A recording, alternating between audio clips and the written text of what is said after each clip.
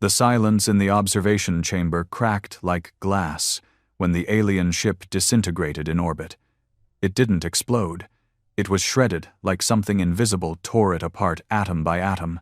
The fragments hadn't even hit the ground before alarms started screaming across the entire Terran defense grid.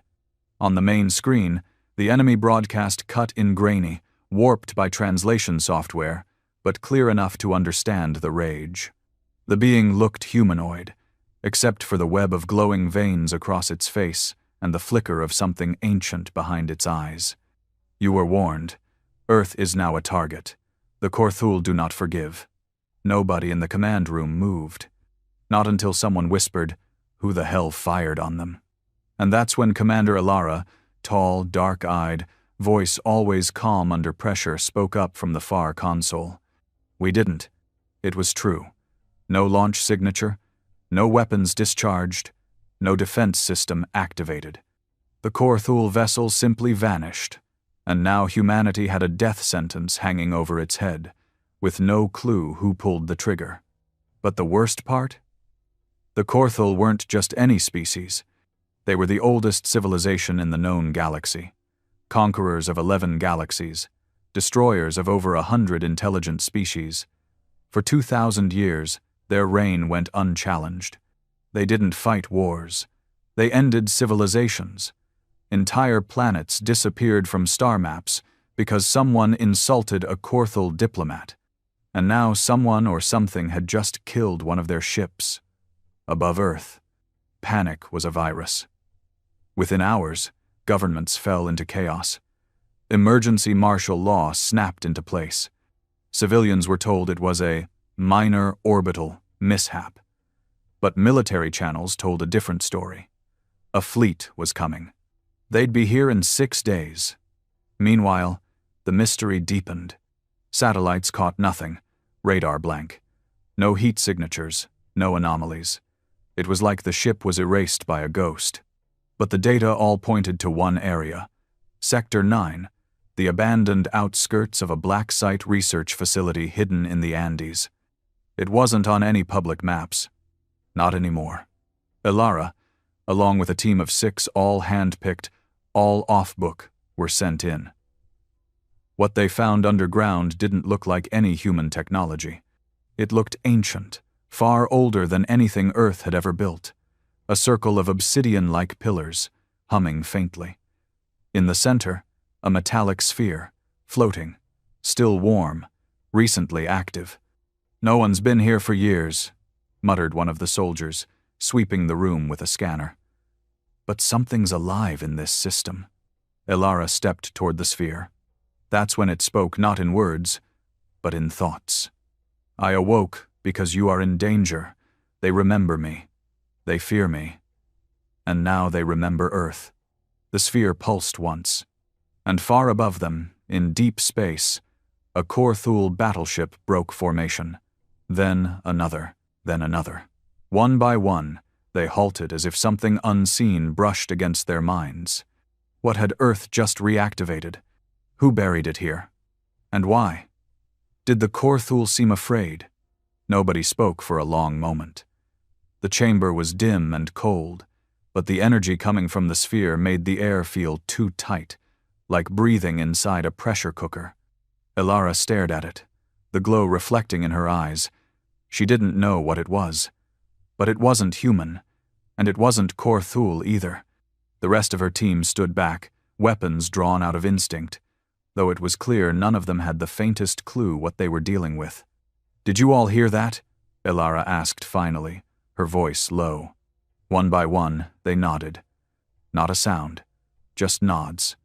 Even Reyes, the one who usually couldn't shut up, kept quiet.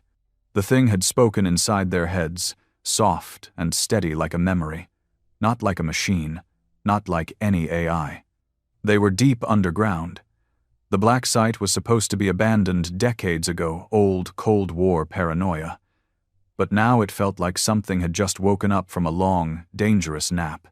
Ilara approached the sphere slowly. "What are you?" she whispered. The response came like a whisper in her brain. "A defense, buried when the stars were young, planted here long before your kind lit fire." It didn't make sense. Nothing about this did.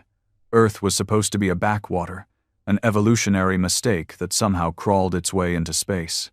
The galactic order, Korthul, Hiran, Zoval, and dozens of others considered humanity as a primitive race, just smart enough to walk upright and shoot itself in the foot. So why was something this old, this advanced, here? "Who put you here?" she asked again. "We did." The words were heavier this time. Plural. We. Not I. Ilara felt her blood run cold. "Who's we?" The sphere didn't answer. Instead, it dimmed just for a second, and then everything in the room lit up. The walls changed. Not physically, but visually, like a projection bleeding through time. What looked like ancient battles played out across the stone. The Korthul were there. Younger, hungrier, destroying everything in their path. But they weren't alone. Humans, or something that looked like them, taller, fiercer. Their eyes glowed, and their bodies moved like they were made of light and steel. They weren't being wiped out. They were winning. There was a war so old it wasn't even a story anymore. Erased. Scrubbed from every galactic archive. A war between the Korthul and something no one dared to remember. Something that once lived here. "That's not us," whispered Reyes, stepping beside Ilara. "Right? I mean, that can't be humans." Ilara didn't answer. Deep inside, a chill gripped her bones. What if it was? What if humanity wasn't the first dominant species on Earth? What if the current version of humans were just a reboot? A second chance? A cleanup crew after something else had burned out the stars? The images faded, leaving the room darker than before. The sphere settled into silence again. "We need to get this to command," Reyes said, gripping his weapon tighter. "Whatever this thing is, it knows something we don't. And if it scared the Korthul, then we might actually have a shot." Ilara nodded, but her mind was racing. She didn't trust command. The Terran High Council had always kept humanity on a leash, bowing to Korthul pressure, signing off on treaties that gave away Earth's moon, its orbit lanes, even Mars's colonies. They thought staying small meant staying safe. But if this was real, if what they saw was even half true, then humanity had just poked the bear. No, worse. Someone, or something, had poked it for them. And now the bear was tearing down the forest. Suddenly, her wrist comm buzzed. A message flashed. "Multiple orbital entries detected. Not human. Prepare for contact." Ilara swore under her breath. "They're early." Back on the surface, everything was chaos. The skies were no longer blue, they were painted with streaks of fire as dozens of alien ships punched through the atmosphere. They weren't attacking yet, not directly, but they were positioning, surrounding, watching. That was Korthul tradition. Intimidate first, crush later. The global defense grid spun up, but Ilara knew it wouldn't matter. Humanity didn't have the firepower to hold them off, not unless that sphere, or whatever it was connected to, had a plan. She turned back. "We're taking it." Reyes blinked. "You want to touch that thing?" "We don't have a choice." It wasn't just about the war anymore. It was about survival, about truth. Whatever that thing was, it knew more than anyone alive. And if it was afraid of the Korthul, then maybe it also knew how to fight them. 2 hours later, they were back on the transport, the sphere sealed in a containment pod powered by every portable generator they had.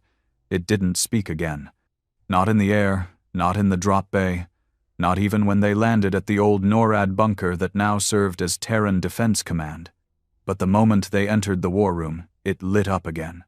This time, everyone heard the voice. "You brought war to your doorstep, but I will teach you how to remember." The generals wanted it destroyed. The scientists wanted to dissect it. Ilara refused both.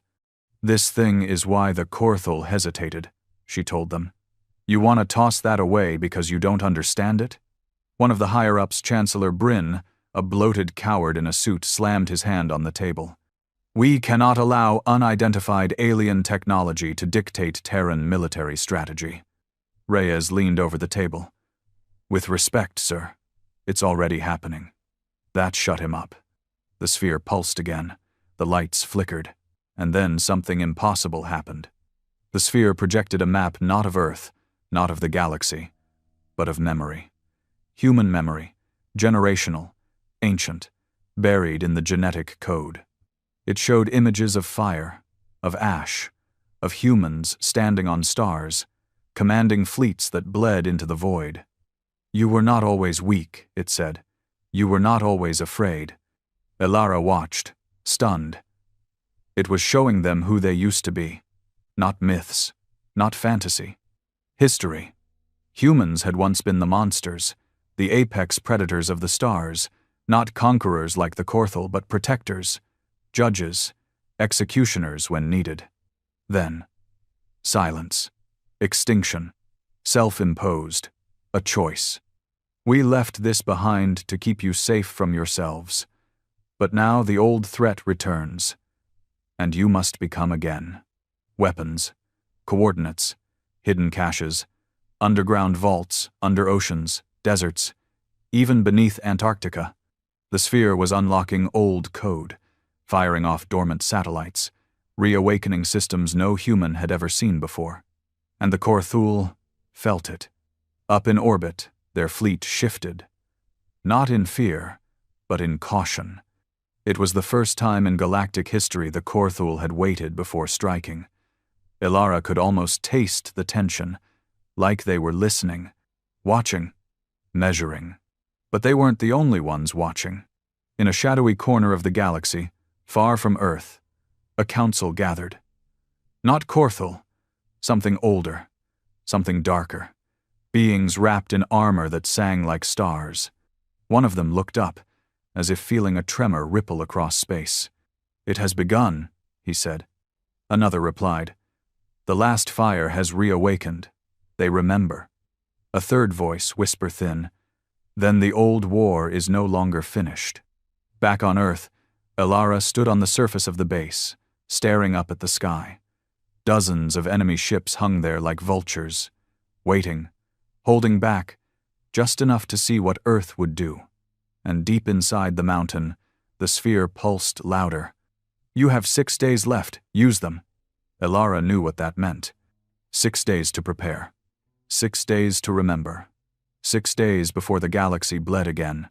6 days. That was all they had. But time moved different under pressure. It didn't feel like days, it felt like minutes. Each second stretched and snapped like a frayed wire, threatening to tear everything apart. Elara didn't sleep. No one in command did. Earth had never been so quiet and so loud at the same time. Every screen flickered with fleet movement, satellite data, and decrypted messages from colonies begging for answers. The Korthal didn't fire a single shot. That's what made it worse. They were waiting, letting the fear grow, letting Earth choke on its own anticipation. But Elara wasn't wasting the time. She and her team now expanded to include engineers, historians, and a handful of AI codebreakers were following the sphere's coordinates. First stop, Greenland. Buried beneath the ice shelf, 200 meters down, was a structure shaped like a claw, cold, dormant, ancient but not dead. The second the sphere was brought near it, something clicked. The ice cracked in perfect lines. The claw opened. Inside, they found weapons. Not guns, not missiles, not even anything with moving parts. These were objects smooth, black, featureless. But when Elara touched one, it changed. Shifted in her hand like liquid metal wrapped around thought.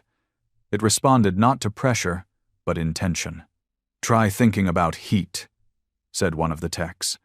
She did. And in her hand, the thing glowed. Then it fired a beam so intense it melted a 20-foot hole through solid steel in under a second. She dropped it. It immediately returned to its original shape. These aren't tools, she whispered. They're extensions. Extensions of what? Reyes asked. Us. There were thousands of them. Each one different. Each one tuned to something only the human mind could trigger. Whatever these things were, they were meant to be used by people, not aliens, not machines, but humans. And that meant only one thing. Someone had built them, knowing we'd come back. And then came the second activation. The sphere pulsed again this time, lighting up every dormant vault on Earth. Hidden under mountains, lakes, even within old ruins that people thought were religious sites. The pyramids weren't tombs. The Nazca lines weren't art. Everything had been left behind. A map emerged. Not of Earth, but of its defense grid. Hidden nodes. Satellite weapons long forgotten. Subterranean launch corridors built into the planet's crust. At some point in the past, maybe thousands of years ago, someone had planned for this. They had planned for war. Not war on Earth, but war from Earth. And now, it was waking up again. Back at NORAD, chaos ruled. The Terran Council was divided. Half wanted to surrender to beg the Korthul for mercy, to offer the sphere as a peace token, anything to avoid extermination. The other half wanted to strike preemptively. Elara didn't belong to either. "We're not begging," she told them. "And we're not attacking first. We're preparing." "And what if they attack before we're ready?" Chancellor Bryn snapped. "Then we fight, and we use everything." The room went silent. "Do you even understand what that means?" he asked her. "I do now." She wasn't the same woman from a week ago. The Elara who followed orders, who trusted the system, who thought diplomacy was enough, she was gone, replaced by someone else. Someone older. Someone the sphere had reawakened. And she wasn't the only one. Around the world, people were changing. Some were engineers who suddenly knew how to repair ancient machines they'd never seen before. Others were pilots who could interface with tech buried for millennia. A few, very few, were like Elara, touched, awakened. The sphere called them echoes, not reincarnations, but resonances, souls that remembered, DNA that responded, like seeds blooming in the right soil. They were the key. The Korthul must have sensed it too, because on day 4, they sent a message. No threats, no demands, just coordinates. A battlefield, 1 week from today. Neutral ground, an empty moon orbiting a dead star on the edge of the Harkon void. A place no one dared to go. A place where whole fleets vanished. "They want a duel," Reyes said. "A show of dominance." Elara nodded. "It's their way. Wipe us out publicly. Make the rest of the galaxy fall in line." But she saw through it. The Korthul weren't just flexing. They were nervous. Because this wasn't the same Earth they remembered. This was something older. Day 5. Antarctica. Another vault. This one deeper than all the others. The sphere pulsed wildly as they approached, like it was nervous. Or excited. Elara wasn't sure which. The entrance wasn't a door. It was a choice. A long corridor filled with illusions, each one a piece of a memory, of history. Elara saw herself in them, not as she was now, but as someone else. Someone who once led legions across the stars. Her face was different. Her voice was different. But it was her. At the end of the corridor, she found it. A chair. Not a throne. Not a cockpit. Just a seat. She sat. And the world changed. Everything around her faded, and she was no longer in Antarctica. She was everywhere.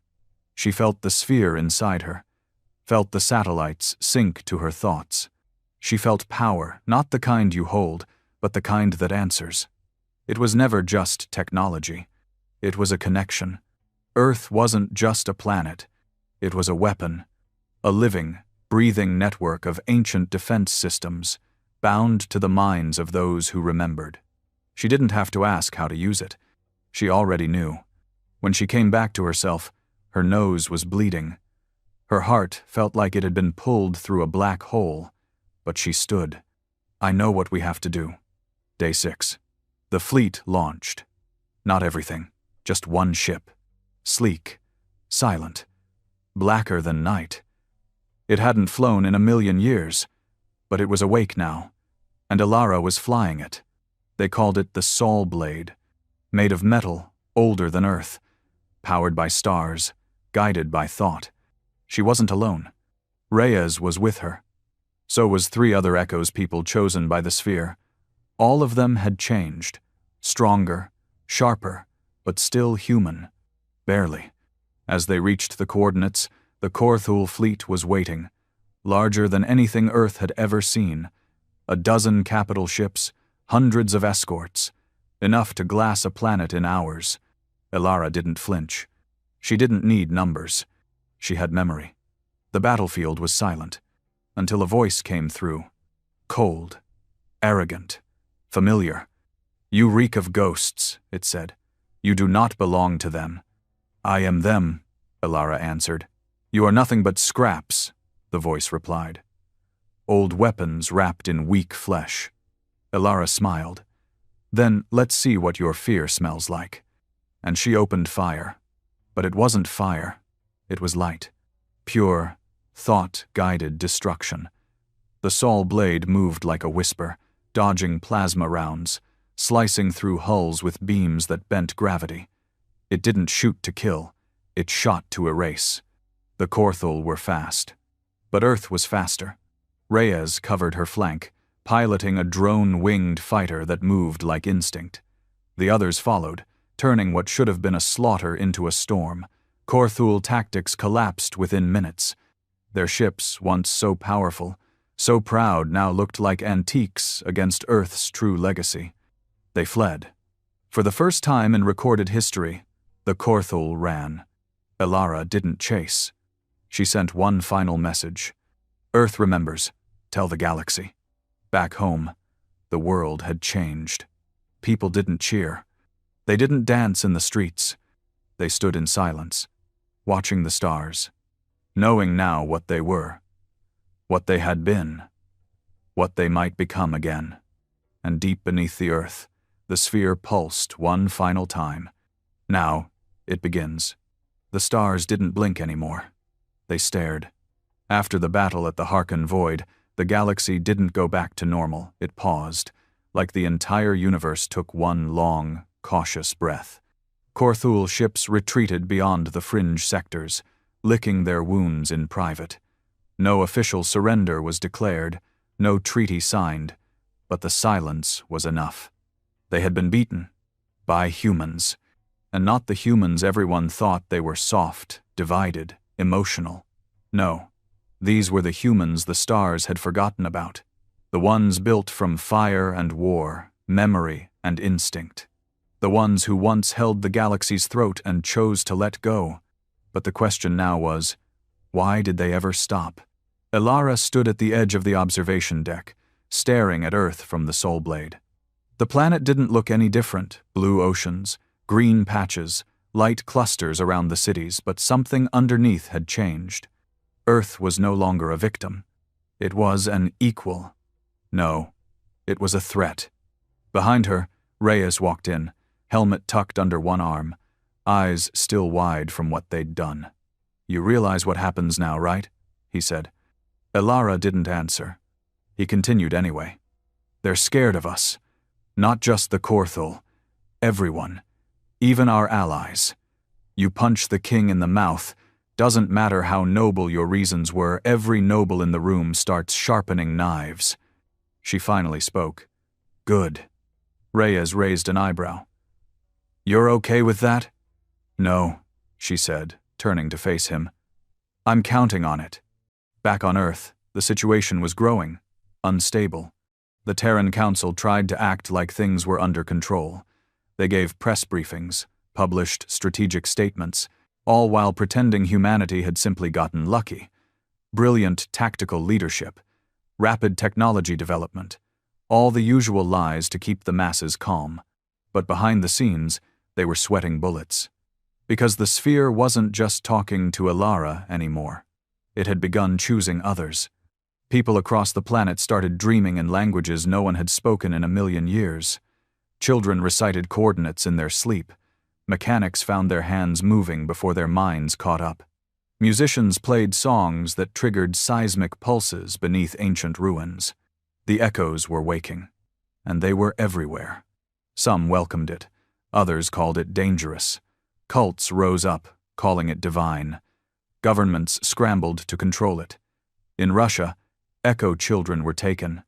In Australia, underground bunkers went dark. In Japan, an entire AI grid went offline after detecting non-human signals coming from an old temple. Earth was splitting not into countries or ideologies, but into two types of people: those who remembered, and those who feared what remembering meant. Elara returned to Earth under heavy guard. She wasn't arrested, not officially, but she wasn't free either. Chancellor Bryn personally requested her presence at High Command, and she knew better than to refuse. He met her in a sterile white room with no windows and no warmth. "You should have turned that thing over to us," he said, pouring himself a drink. "You would have buried it." "Damn right I would have." He took a sip. "Do you have any idea what you've done? You've opened Pandora's box. Earth is a powder keg now. The echoes, the weapons, the satellites, we don't know how much more is out there." "That's the point," Elara said. "We need to know." He leaned forward. "We were safe, Commander. We were surviving, trading, building. We had peace." "No," she replied calmly. "We had silence, because we were on our knees. This isn't peace. It's breathing with a knife at your throat and pretending not to feel it." Bryn's jaw clenched. "You've made us a target." "We always were," she said. "Now we can fight back." He didn't speak again, but his eyes said it all. She was a problem now, a threat, not just to Earth's enemies but to the people who thought they were in charge. By day 9, the Korthul sent a second message. This one wasn't arrogant. It was uncertain. A single sentence, spoken in their language, one that no translator could parse, until the sphere whispered the meaning into Elara's mind. "Do you remember the pale star?" The phrase dropped like ice into her blood. The pale star. It wasn't in any galactic archive, no history book, no signal trace. But Elara had seen it in her dreams, in the echoes that played inside her skull like songs from another life. A star with no warmth. A place where light bent sideways and time dripped like blood. And then she remembered more. The pale star wasn't just a star. It was a prison, not for criminals, but for them, the ones who came before, the first humans, the ancients. Elara staggered back as the memory struck her. Not like a flash, like a flood. They didn't die off. They weren't erased. They locked themselves away. Because something had happened. Something terrible. Something so dangerous that the only way to stop it was to seal themselves inside a star that didn't burn. And now the Korthul were asking if she remembered it, which meant they were afraid it might open again. The sphere responded by giving new coordinates. Not on Earth. Not even in the solar system. It pointed toward the edge of Terran-charted space past the old mining colonies, beyond the dead zones. There was something there. Elara didn't wait for permission. She gathered her team. Not the generals, not the politicians, the echoes. 35 of them. All different ages, races, languages, all chosen by the sphere. They boarded the Sol Blade and launched without clearance. Within hours, they reached the coordinates. What they found wasn't a star. It was a door. Floating in deep space, a massive, black construct shaped like a spiral, slowly turning. Not powered, not transmitting, just waiting. The ship's sensors screamed at it. Reality twisted around its edges. It wasn't made of metal or stone or anything measurable. It was alive. And on the surface, written in an ancient script only the echoes could read, were 4 words. "Do not wake them." Reyes stared at it, eyes wide. "You seeing this?" Elara nodded. "They didn't die. They put themselves to sleep." "But why?" another echo asked. And that's when the sphere answered, not in words, but in memories. Fire. Screams. Humans tearing holes in space, creating weapons that unraveled stars. Wars not fought for power, but for fun. The ancients weren't protectors. They were monsters. They didn't lose to the Korthul. They stepped away. Because they had become something worse than anything they fought. Elara collapsed, gasping, the vision almost breaking her mind. They didn't lock themselves away because they were defeated, she whispered. They did it because they couldn't trust themselves anymore. Reyes took a step back. So, we're their legacy? No, Elara said, shaking. We're their second chance. Suddenly, the door pulsed. Something had sensed them. A single crack opened in the spiral. The void beyond it wasn't space. It was memory. Elara could feel the pressure. The ancients weren't dead. They were dreaming. And now they were starting to wake up. No one spoke as the crack widened in the black spiral. It didn't open like a door. It peeled, slowly and silently, like a wound splitting open across the skin of space. What lay beyond wasn't stars, wasn't void, it was something that shouldn't exist at all, a swirling mass of color that shifted every time you blinked, layered with echoes of screams that didn't come from mouths. Memory. The ancients had locked themselves inside this place, a prison made not of matter, but of thought. The kind of lock you could only open by remembering, and the echoes had remembered too much. Elara stood frozen on the bridge of the soul blade, her knuckles white around the railing. Her heart thudded in her chest, but it wasn't fear. It was recognition. She had seen this place in her dreams, before she ever touched the sphere. The pale star wasn't just a name. It was a warning, and they'd just scratched its surface. I say we close it, Reyes said from beside her, voice sharp with tension. We close it and run. We've poked the sleeping gods hard enough. They're not gods, Elara said, eyes still locked on the spiral. They're us. That's worse. The other echoes behind them murmured in agreement, unease tightening every face. 35 of the most awakened minds on Earth, and not a single one of them wanted to take another step forward. But it was too late for caution. The spiral called to them. From within, something surged, not a being, but a thought, sharp and fast, like a blade between the eyes. Everyone aboard the ship staggered. A few collapsed. One screamed and didn't stop until Reyes jabbed a tranquilizer into his neck. Then, in that pulsing silence, the voice came. It was not sound, not even language. It was truth. You are not ready. The words filled Elara's mind like water fills lungs. She gasped. What do you mean? She whispered aloud, unsure if it was to the voice or herself. You remember power, but not responsibility. More images, not visions, not hallucinations. Memories buried not in her brain, but in her very atoms. Humans burning planets not in defense, but boredom. Worlds shattered for slight offenses. Galactic laws rewritten on whims. Weapons that altered time just to win a single battle. The ancients had not been saviors. They had been tyrants, kings with no leash, gods without a conscience. And they knew it. That's why they built the Pale Star. That's why they chose to be forgotten. Because once the rest of the galaxy realized what humanity was becoming, they came for them. Armadas, coalitions, civilizations united by fear. But the ancients hadn't fought back. Not really. They disappeared. Willingly. They sealed themselves away behind a lock only memory could turn. And now Earth had turned it. Reyes steadied himself. So, what do we do now? Close it? Warn the others? This thing, this door shouldn't even exist. Elara took a slow breath, her body still shaking from the mental weight of the message. We can't close it, she said finally. It's not a door anymore. Then what is it? She turned to him. It's a mirror, and the galaxy was about to look straight into it. Back on Earth, panic spread faster than truth. News of the spiral's activation leaked, no one knew how. Maybe someone hacked the fleet logs. Maybe the sphere had wanted the world to know. Within hours, Social media spun wild theories. The gods are returning. Earth opened hell. The Korthul were right to fear us. The Terran Council tried to lock it all down.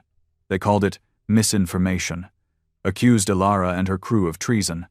Some said she was trying to provoke war. Others believed she had been possessed by alien tech. But none of them could deny the signs. All over the planet, the echoes were growing stronger. Their memories became sharper. Some stopped speaking languages entirely and communicated through thought. Children built machines they didn't understand. Old ruins began pulsing with life. The sky over Cairo turned red for 6 seconds. No one could explain why. The world was waking up, but not everyone wanted to be awake. A rogue faction within Earth's own military, calling themselves the Line, declared martial resistance against any echo-related activity. They labeled echoes as contaminants, possible alien threats. Human purity extremists, armed with black-market off-world weapons, started raiding excavation sites, trying to destroy anything connected to the ancients. The first murder happened on day 10. An echo girl in Argentina, 12 years old, killed in her sleep. Her body was burned. A message left on the wall in blood. No gods, no ghosts. Ilara saw the photos from orbit. She didn't cry. She burned. The council summoned her again. Not in person this time. A broadcast private channel. Bryn's face filled the screen, his eyes dark with exhaustion and fear. "You've started something you can't control," he said, "and you've lost the room. You're not a hero. You're a spark in a field of dry grass." Ilara leaned into the screen. "Then maybe it's time the field burns. You'll kill us all." "No," she said. "We'll either survive truth, or we'll die pretending we're still small." The transmission ended. She stared at the black screen. She no longer needed their permission. The spiral kept changing. On day 11, it began broadcasting pulses. Not communication memories, sent into deep space like beacons. The past was being streamed across light years. Anyone with the tech to receive would now know what the ancients did, what humanity once was. The Korthul heard it first. They didn't respond with words. They responded with movement. A fleet 3 times larger than the last one, on course for Earth. No diplomacy, no message, just vengeance. They weren't coming to intimidate anymore. They were coming to finish what their ancestors started. Ilara gathered her echoes. Some were ready. Others were breaking down. Too much memory, too fast. One tried to cut her own skin open, screaming she needed to get the old blood out. Ilara held her for hours until she calmed. This wasn't evolution. This was inheritance, and not everyone was strong enough to carry it. Reyes found her that night, sitting in the dark, her fingers trembling. "You okay?" he asked. "No." He didn't press. After a moment, she whispered, "What if we're not the good guys?" Reyes sat beside her. "Maybe we never were." Silence. "But maybe we can be now," he said. "That's the point, right? We don't have to repeat it. We can learn." She looked at him, eyes heavy. "And what if we don't?" "Then we become the monsters," he said, "and someone else locks us away." Day 12. The Korthul reached the outer solar system. This time, there would be no soul blade miracle, no surprise weapon. This would be war. But Ilara had one more move left. She returned to the spiral, and she stepped through. It wasn't a door. It was a test. Inside, she found not stars, but memory made solid. A city of shadows and light, buildings shaped by thought, roads that restructured underfoot, and in the center a being, tall, still, covered in armor that looked like obsidian and starlight. It had no eyes, but it saw her. "Why did you wake us?" it asked. "Because they're coming to destroy us. They tried before, and you let them." The being stepped forward. "They feared what we would become. They still do." Silence. "Will you become them again?" the being asked. "No," Ilara said. But I won't kneel either. The being raised a hand. A shard of light hovered between them. Then take this, memory-made weapon. But choose your war carefully. The power does not forgive, and the stars will judge you again. She took it, and remembered everything. The city vanished, and she returned. Changed. Inside her hand, the shard pulsed. And in the distance, the Korthul fleet entered Earth's orbit. The sky above Earth was no longer blue. It shimmered with silver lines and burning streaks as the Korthul fleet arrived. Not quietly this time, not hovering like vultures. This time they came with intent, weapons charged, formations tight, shields humming with the kind of power that could glass continents. Every screen on Earth was filled with their arrival. 12 capital-class warships, hundreds of cruisers, thousands of fighters. No warning, no message. They weren't here to talk. They were here to erase. High Command scrambled. Orbital defenses lit up, targeting systems locking on. Cities went into blackout mode. Civilian networks were flooded with evacuation orders, although everyone knew deep down there was nowhere to run. The Line, the extremist faction hunting Echoes, saw this as prophecy fulfilled. This is what happens when we dig into the past, they broadcasted. We brought this on ourselves. Echoes are a threat. They woke the ghosts.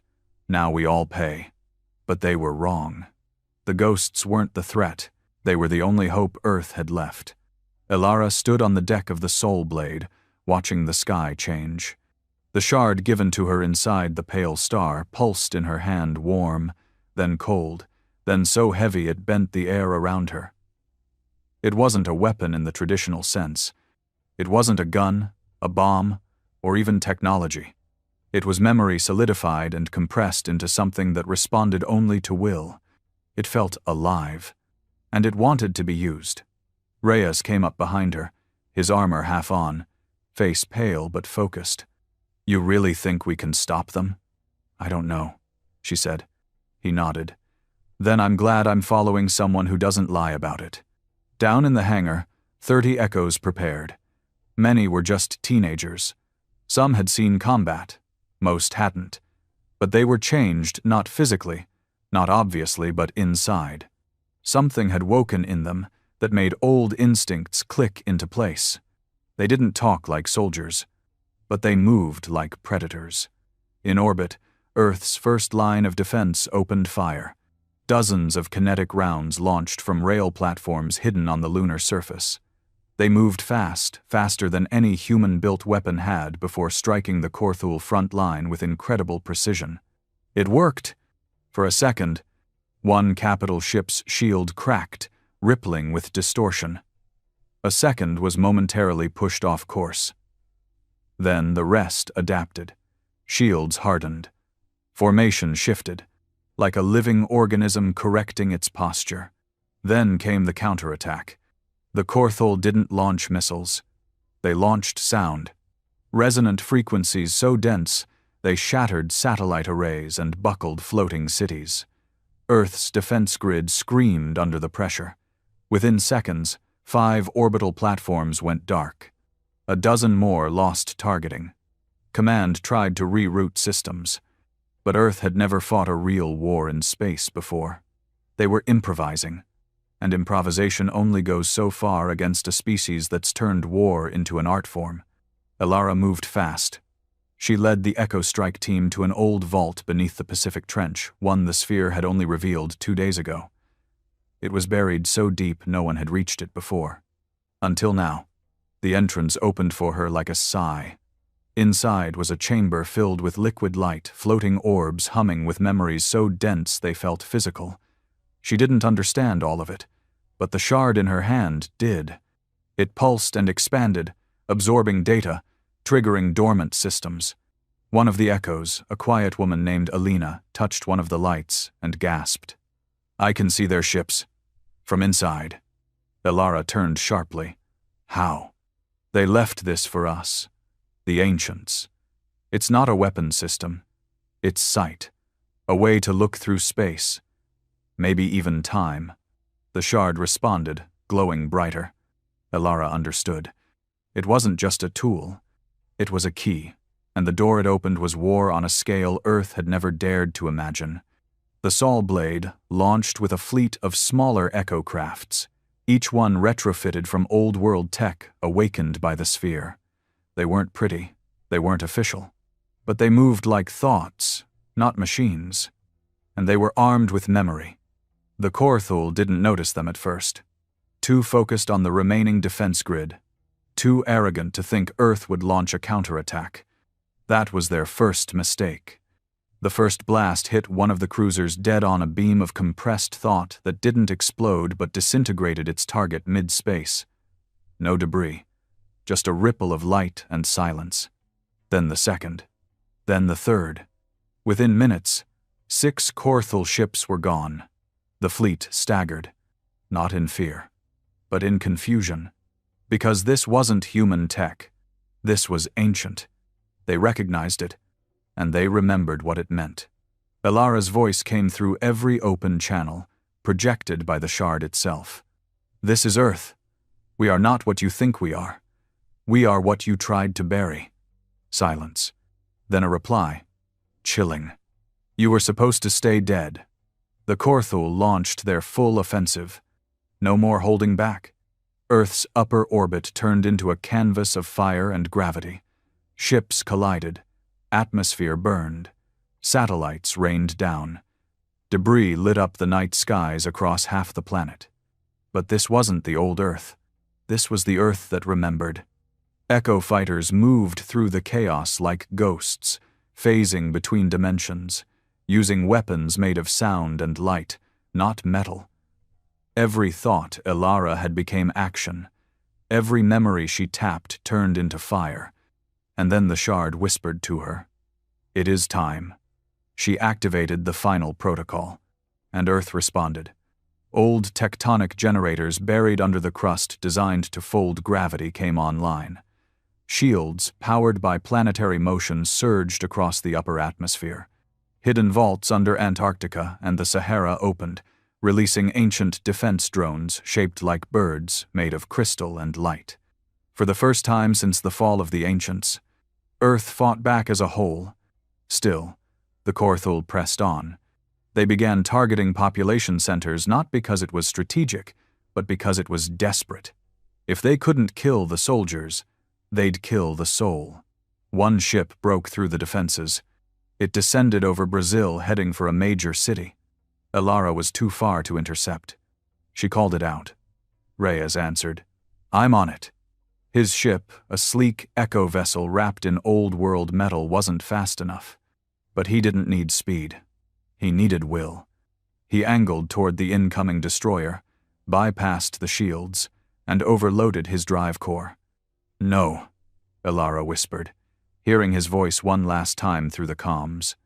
It's okay, he said softly. We all wake up for something. His ship collided with the Korthul destroyer at full burn. The explosion didn't sound like thunder. It sounded like memory tearing. And when the smoke cleared, the sky over Brazil was clear again. Reyes was gone. But he saved 10 million lives. Elara didn't cry. She didn't scream. She just pressed forward. The shard pulsed. The sky turned gold. And the Saw Blade rose higher than ever before, right into the center of the Korthul fleet. The enemy surrounded her. But she wasn't afraid. She remembered. She was memory.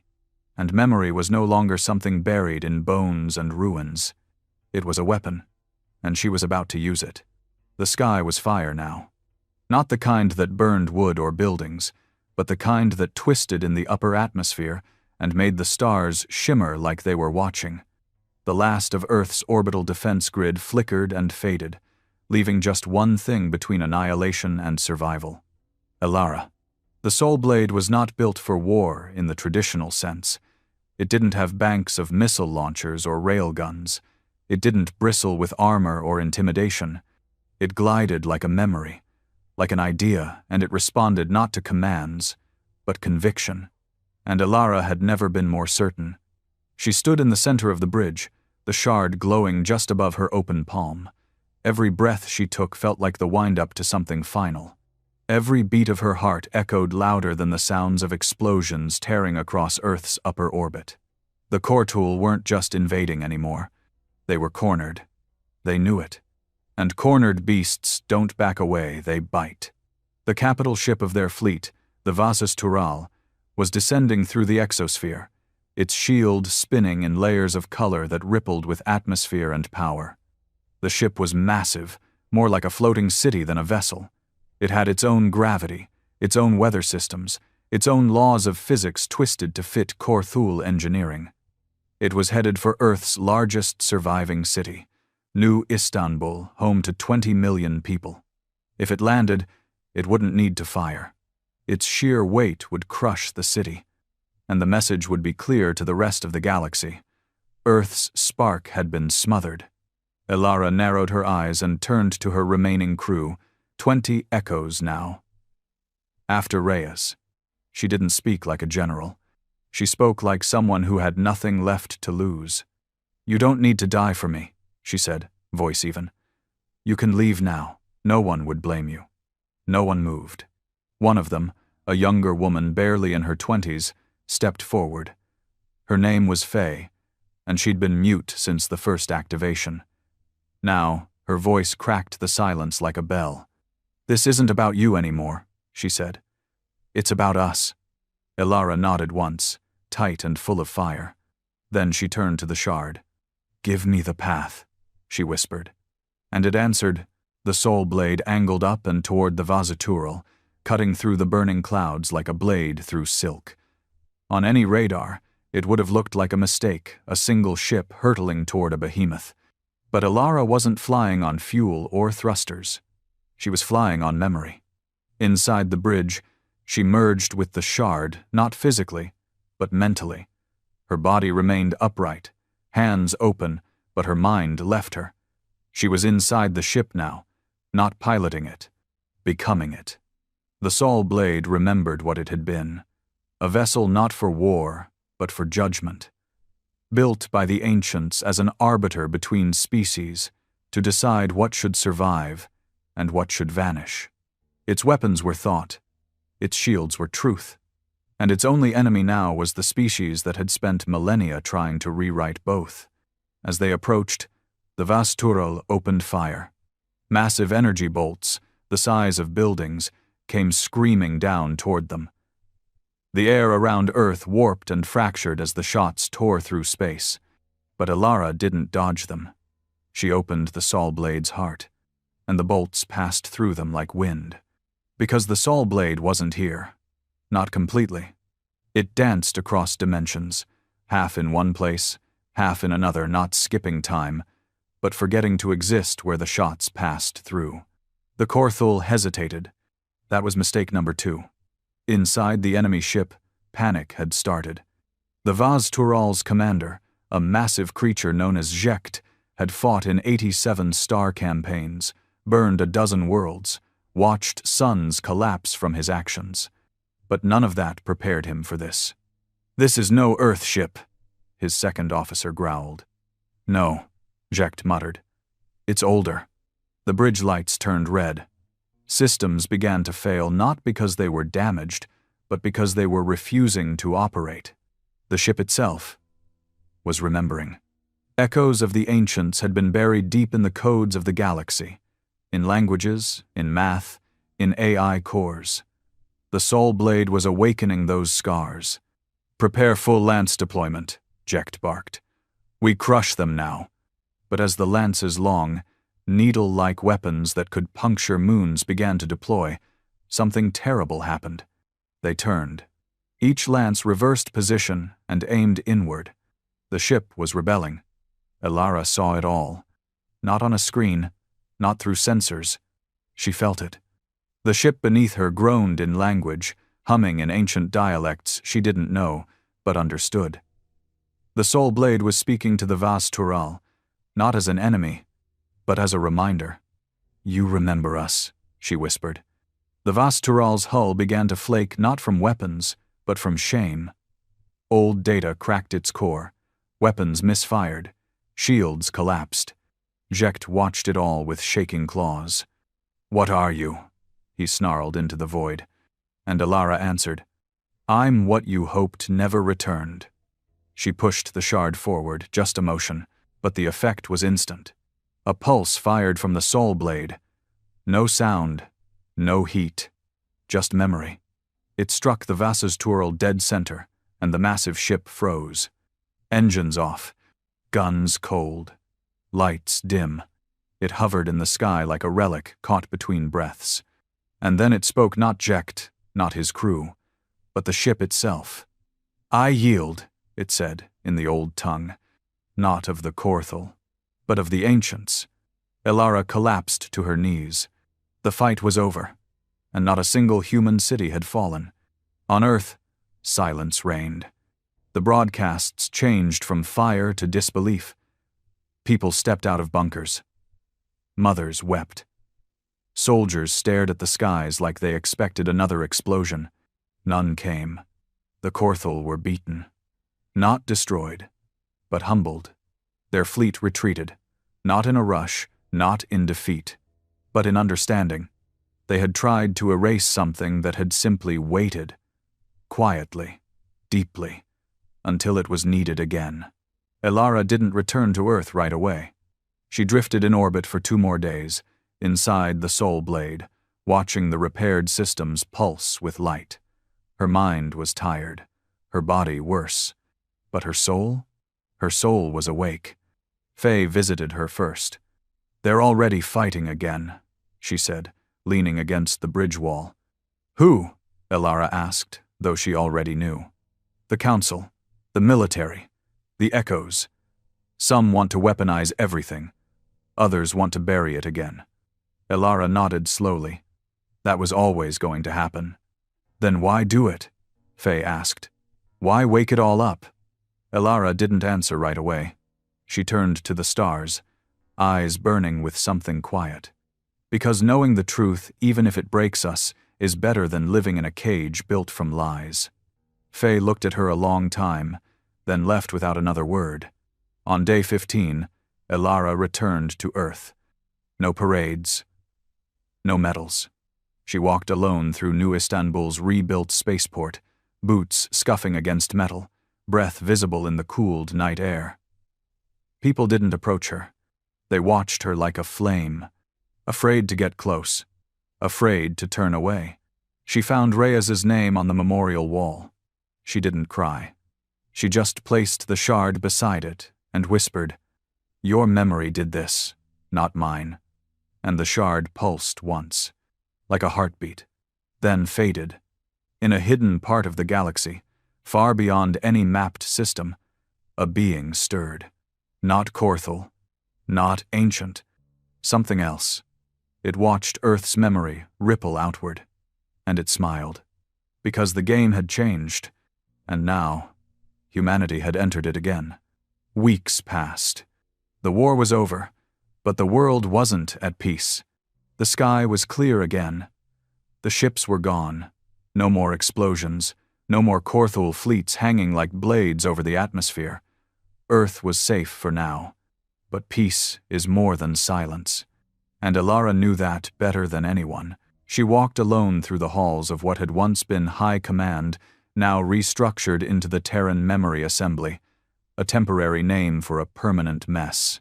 Politicians, generals, scientists, echo leaders, all seated at the same table, pretending they could control what had already slipped far beyond their reach. The memory shard, the key to everything, no longer glowed.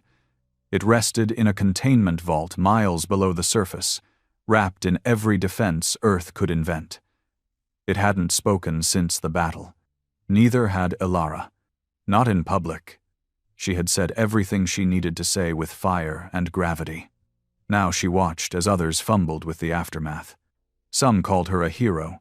Some called her a traitor. Some whispered that she was no longer human, that the shard had changed her, that she wasn't the same woman who went into the spiral. She didn't argue, because part of her knew they were right. Outside the assembly, Earth had fractured into 3 camps.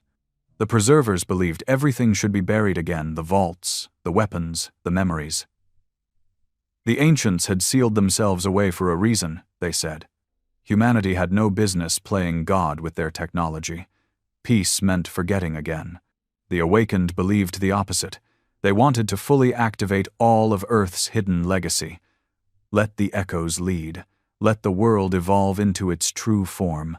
Let humanity reclaim the stars not just as explorers but as rulers. And then there were the quiet. The ones in between the billions of ordinary people just trying to live, trying to survive the weight of history crashing back onto their shoulders. For now, a fragile agreement held. But it wouldn't last. Ilara knew what tension felt like. This wasn't peace. This was a coiled spring. And something far worse was coming. The first signal came from the edge of Sol's farthest reach, a region even the Korthul dared not enter. It was faint and old, but it wasn't a distress call. It was an invitation. It read, "Now that you remember, we will come." The assembly went into immediate lockdown. Security doubled, satellites realigned. All access to the vaults was temporarily suspended. But it was too late. Whatever had sent the message wasn't asking permission. They were on their way. Ilara stood once more on the observation deck of the Soul Blade. It had been docked for weeks, silent, floating in Earth's orbit like a monument. No one else could pilot it. No AI could interface. The ship had chosen her, and it hadn't spoken to anyone since. Until now. As she stood there, the lights came on. Soft, pale, blue. The hull shimmered, and a voice filled the chamber. Not loud, not commanding, just present. "You must choose." She didn't flinch. "Choose what?" "What you want humanity to become." She closed her eyes. She had seen war, death, power no one understood. The ancients had wielded it without mercy. The Korthul had feared it, fought it, then tried to bury it. And now, here it was again in her hands. "What if I choose wrong?" she asked. The voice didn't answer, because it couldn't. This was never about right or wrong. This was about will. The shard pulsed in her pocket, faint now, barely aglow. But still warm, still waiting. She took it out, looked at it one last time, and for the first time since the war ended, she truly felt alone. That night, Ilara left Earth. No fanfare, no send-off. Just a silent launch, guided by instinct. She didn't tell the assembly. She didn't call the echoes. She didn't even leave a message. She headed toward the signal, alone. The Soul Blade flew smoother than ever, almost eager, like it knew the road ahead, like it had been down this path before. As she moved past the outer planets, past Pluto, past even the Oort cloud, space grew darker, quieter. Then came the edge. She didn't cross into another star system. She crossed into something else. A place where physics bent, where light slowed, where thought had weight. And at the center of it all was a ship. No, not a ship. A being. Larger than anything she'd seen before. Its surface rippled like liquid metal. It wasn't flying. It was waiting. Ilara stopped. The Soul Blade did the same. The being spoke not with words, not with memory, but with presence. It filled her mind, not painfully, not violently, but gently, like a tide brushing against a forgotten shore. "You are the first," it said, "since the fall." Ilara swallowed. "What are you?" A memory that chose not to die. She stepped forward, still inside her ship, but the boundaries between craft and self were fading. "Why now?" she asked. "Because now you remember. And you must decide." Images filled her again, the wars of the ancients, the burning of systems, the silence that followed. Then visions of Earth today, of frightened people, confused echoes, power-hungry leaders, and something else. A possibility. She saw cities not built for war, but understanding. She saw echoes teaching, not fighting. She saw ships like the Soul Blade becoming bridges, not weapons. The memory showed her both futures. One of conquest, one of creation. And the voice asked her simply, Which path will you give them? She stared into the dark, then at the shard in her hand. This wasn't about her. It never had been. It was about who we become when we remember who we were, and whether we have the courage to be better. She tightened her grip, and made her choice.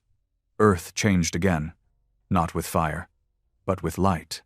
Alara returned with a new shard, not a weapon, but a key, one that connected the minds of all echoes across the world, not to control, not to command, to listen, to teach.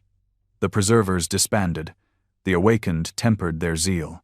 The quiet found peace, because something in the air had changed.